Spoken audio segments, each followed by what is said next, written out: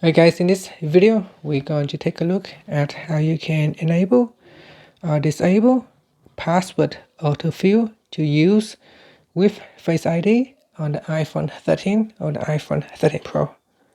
First, let's go back to your home screen by swiping up at the bottom of the screen.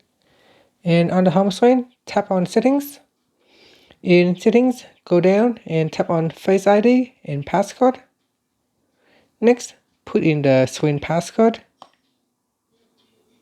And in here, tap on Password AutoFill. So tap on the switch to turn it off, or tap on the switch to turn it on.